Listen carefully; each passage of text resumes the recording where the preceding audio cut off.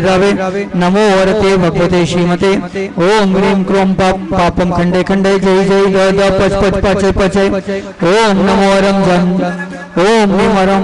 नमो अरम झं झीं शिं हम स ज व ह प ह छाम छीं छूम छे छो छम छ श्रीं राम ह्रीं रूम ह्रीं रोम रम र द्राम ह्रीं द्रावे द्रावे नमो रते भगवते श्रीमते ठठ अस्माकं संत श्रोमणी आचार्य गुरुवर विद्यासागर जी महामुनि सत्संग के स्वास्थ्य लाभे तो परम पूज्य निर्यापक शरण मुनि श्री संभव सागर जी महाराज सत्संग के स्वास्थ्य लाभे तो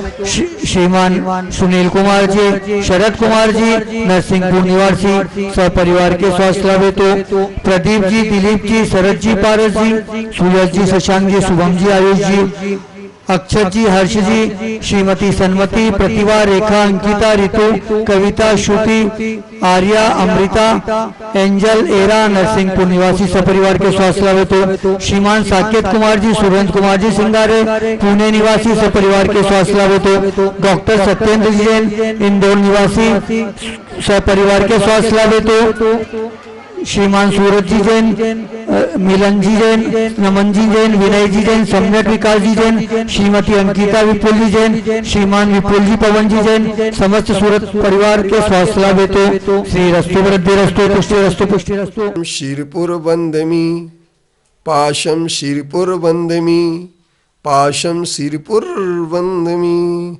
पत्र टिके ना जहाँ अधर में गुण रत्नों का गिरिवर हो कितना विस्मय किसे नहीं हो चलो देख लो सिरपुर को देवों के भी देव पार्श्व जिन अंतरिक्ष में शांत रहे युगों युगों तक दिगंबरों का जिन शासन जयवंत रहे युगों युगों तक दिगंबरों का जिन शासन जयवंत रहे।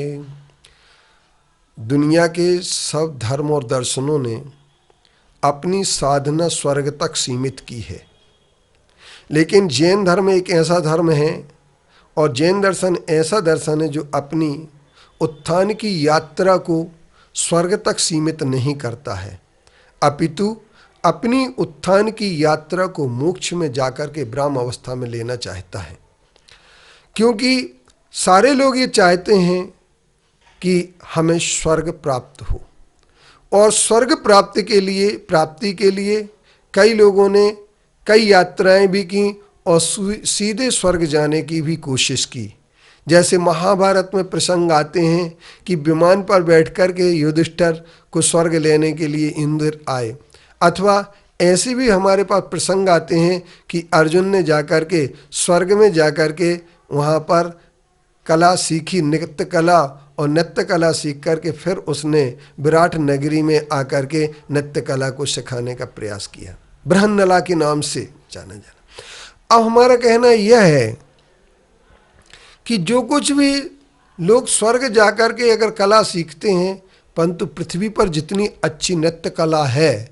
पृथ्वी पर जितने जीने की कला है, पृथ्वी पर जितनी अच्छी चित्रकला है, शायद स्वर्ग में भी नहीं होगी। हमने तो स्वर्ग की चित्रकला को देखा नहीं,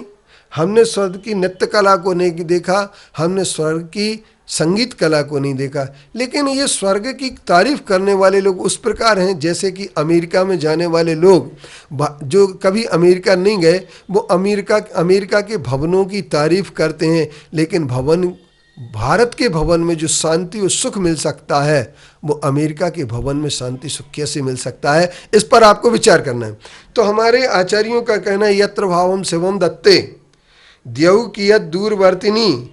यो नयत्याशौ गव्युतिम कोसार्धे किम ससीदति।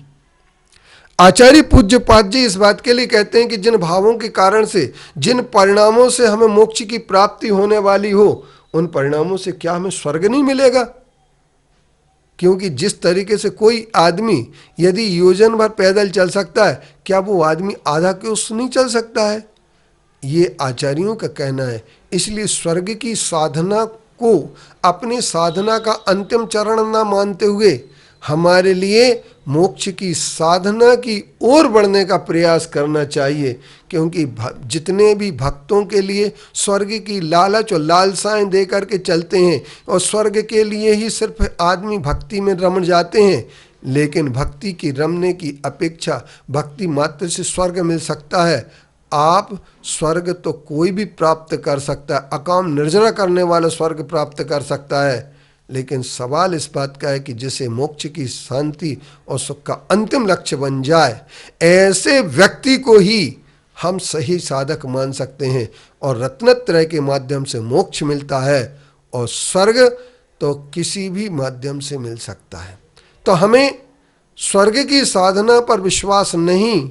अपितु मोक्ष की साधना पर आस्था केंद्रित करना पड़ेगी, और हमें ये अपनी सारी साधना मोक्ष के लिए होना चाहिए।